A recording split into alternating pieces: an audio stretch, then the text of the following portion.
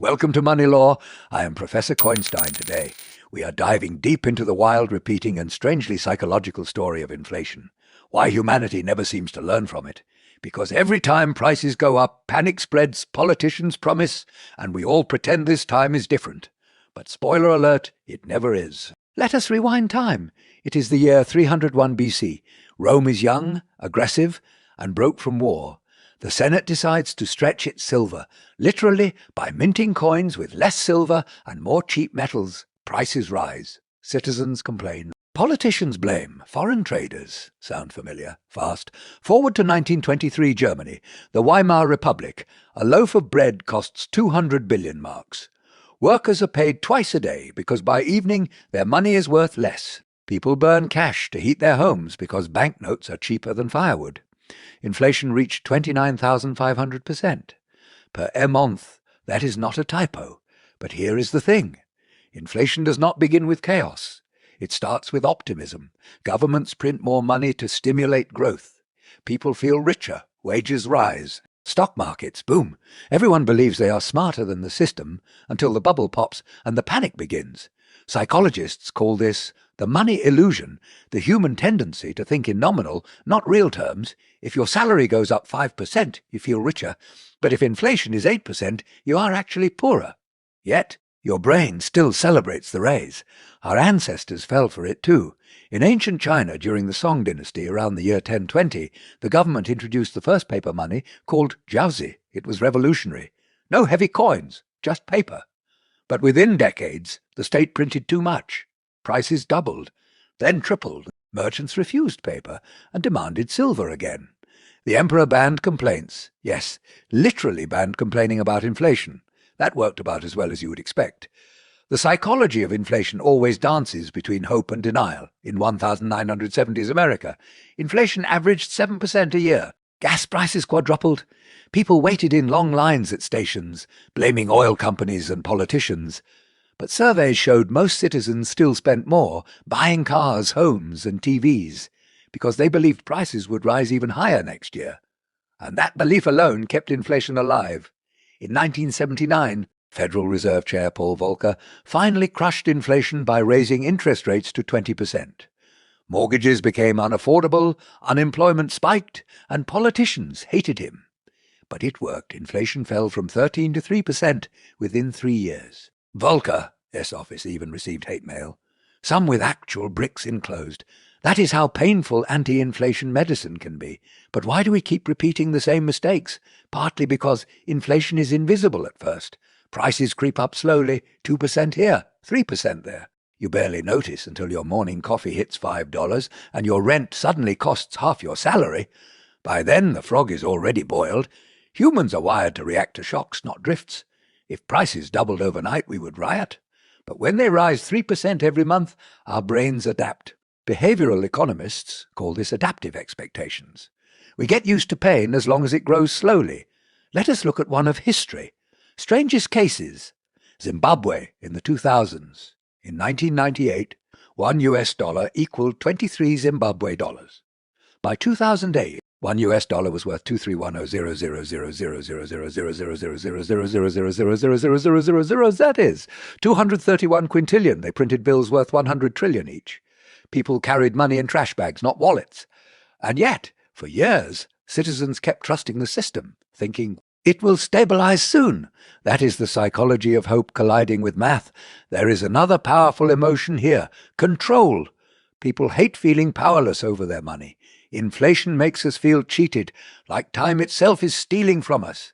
That is why during inflationary periods, people rush to buy anything tangible. Houses, gold, crypto, Pokemon cards, you name it. The logic is simple, better something than nothing. In 2021, for example, global inflation hit its highest level in 40 years. Yet at the same time, digital art NFTs sold for millions. Meme coins exploded. And people paid $400 for sneakers that looked like bread loaves. It was pure psychology. When money loses meaning, value becomes emotional. Even central banks play psychological games when the US Federal Reserve says it targets 2% inflation. That is not an economic law. It is a confidence trick. A way to make people believe prices are stable. Because once the public stops believing the target, inflation spirals, expectations become reality.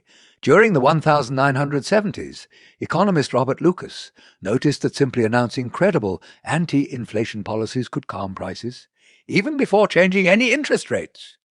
Inflation, he argued, is partly a story we tell ourselves now. Let us take a detour to France, 1793. Revolutionaries overthrow the monarchy and issue new paper money called assignats. At first, people cheer. Finally, equality and economic freedom. But soon the government prints too much to fund wars. By 1796, the value of the assignat fell by 99%. One French observer wrote, "We were rich in paper and poor in everything else. Every inflation story follows this emotional arc-excitement, denial, anger, collapse. And the scary part, it always feels justified at the beginning. Rome needed to pay soldiers. Weimar Germany needed to pay war debts. Zimbabwe needed to pay civil servants. The US in 2020 needed to pay pandemic relief. The reason changes, the pattern does not. Let us talk numbers for a second. In 2023, global inflation averaged 6.9%. Argentina hit 140%. Turkey crossed 60%. Meanwhile, Japan fought the opposite problem. Too little inflation, stuck near zero. Economists joked Japan was allergic to price rises while everyone else was burning in fire. Inflation affects generations differently. Older people fear losing savings. Younger people fear never affording anything.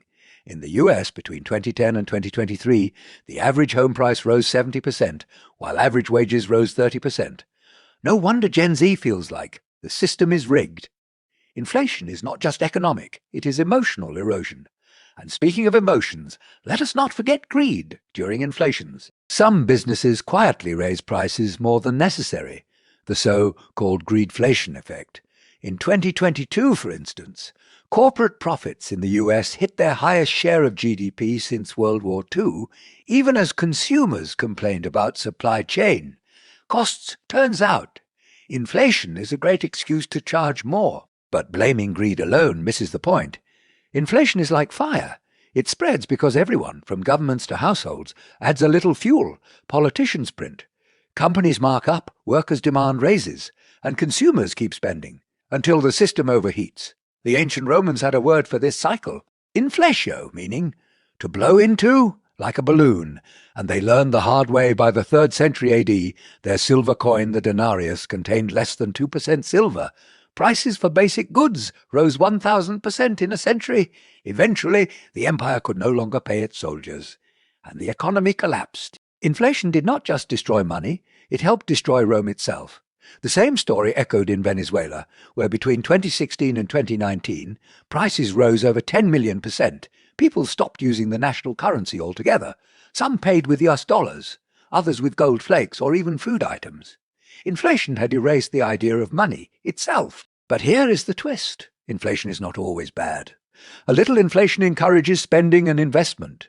Deflation, falling prices, can be worse because people stop buying, expecting things to get cheaper. That is what happened during the Great Depression of the 1930s, when house prices fell 10% in a single year and unemployment hit 25%. So moderate inflation is like salt in food, too little. The dish is bland, too much.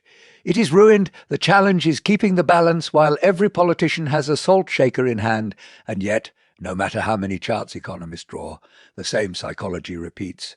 When inflation starts, people blame others. When it accelerates, they look for heroes. When it ends, they forget until the next time. Our minds crave stability, but money is built on belief. As long as we believe that a piece of paper or a number on a screen has value, it does. Inflation tests that belief and exposes how fragile it really is. Maybe that is why, during crises, people turn to gold, or Bitcoin, or even cows. Yes, in 2008 Zimbabwe, some villages literally used cows as a store of value again, because at least a cow can give milk. The deeper truth is that inflation is not just about economics. It is about trust in governments, in markets, in each other. When that trust breaks, no amount of paper can fix it. Today, with global debt exceeding $300 trillion, central banks printing at record levels, and people losing faith in institutions, it is fair to ask, are we repeating history again? Because every empire, every nation, every generation has believed they could outsmart inflation, and every one of them, from Rome to Weimar to modern Wall Street, eventually learned the same lesson. There is no free lunch, and there is no free money. So next time someone says, "Do not worry, the government can just print more," remember. So did the Romans, so did the French, so did the Germans. And it always ended the same way, with money burning both literally and metaphorically. The real danger of inflation is not rising prices, it is forgetting the past. Because when we forget, we repeat, and when we repeat, we pay in savings, in trust, and in time. So, my fellow money historians, the next time you see prices creeping up, do not just look at your wallet, look at your psychology. Ask yourself, what story am I telling about money? Because inflation always begins in our minds long before it reaches our markets. Thank you for joining me in today's episode. I am Professor Coinstein, reminding you that money talks, but history screams.